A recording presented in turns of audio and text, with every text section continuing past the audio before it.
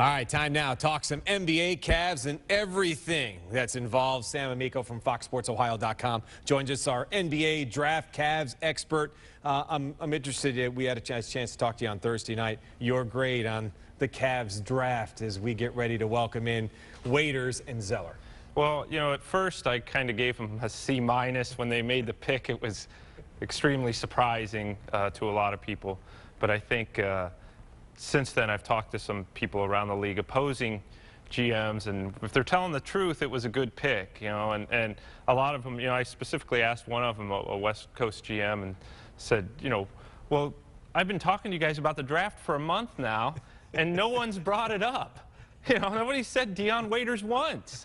And he said, well, I think a lot of us were trying to keep his name out of there, out of the press, and hoping that he'd slide. So, you know, if all that's true, then maybe they did get a steal, and they better hope so, because there are probably a lot of jobs riding on this pick. And I liked Zeller in the sense that he was supposed to go in the 10 to 14 range before the draft, and now they ended up getting him with what turned out to be the 17th pick, and really didn't give up anything. All right, let's move forward now. The free agency is underway as of midnight. What do you think is the key position Cavaliers fans really need to focus in on, and what's a name that they've been hearing or possibly haven't heard yet that would be a good fit? Well, one name that's been making the rounds, first of all, the position would be small forward.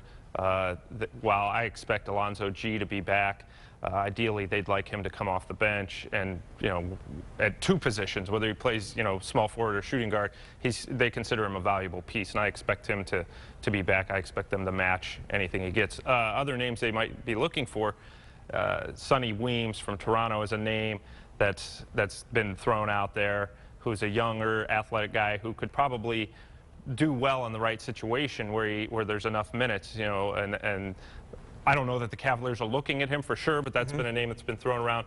Nicholas Batum is probably the top prize for a lot of fans out of Portland. He's a small forward there, very athletic, starts for the Blazers, young guy, 23 years old, and he's also a restricted free agent.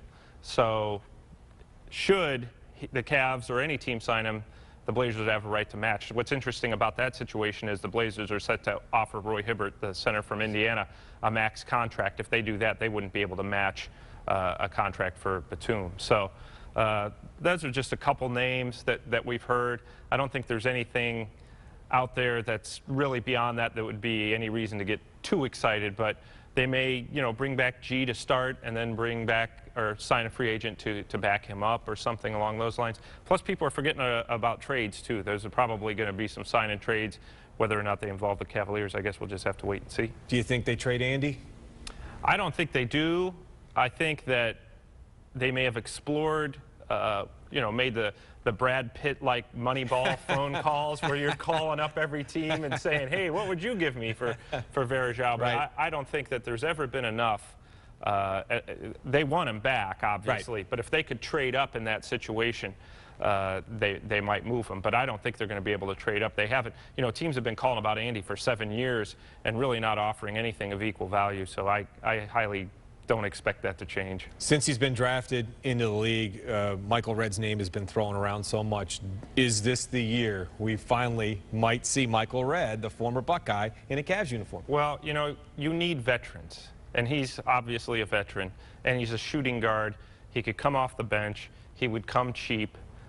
You would think he'd come cheap anyway. He had a decent year last year in Phoenix coming off the bench. Came back from injury, fought his way back. After some pretty bad knee injury. So I think it's a possibility that they explore Michael Redd. Obviously, he's an Ohio guy from Columbus, went to, as you mentioned, Ohio State.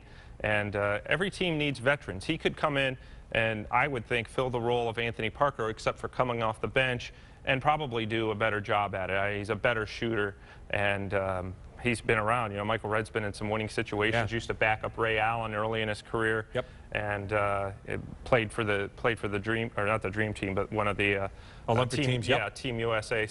So I think he would be a nice find if you can get a guy like that, because you need guys with experience and he would be a guy who would kind of mimic Byron Scott in that sense. He'd almost be like a coach on the floor, because they're going to be very young if they don't either get a free agent or a veteran free agent or or a guy through a trade. That's the guy, Sam Amico from FoxSportsOhio.com. Give you Cavs fans an idea of moving forward now that we're into free agency. A couple of names to think about, and you can say, well, you know what, this is the guy I heard it from, and he's a good read. Sam Amico from FoxSportsOhio.com.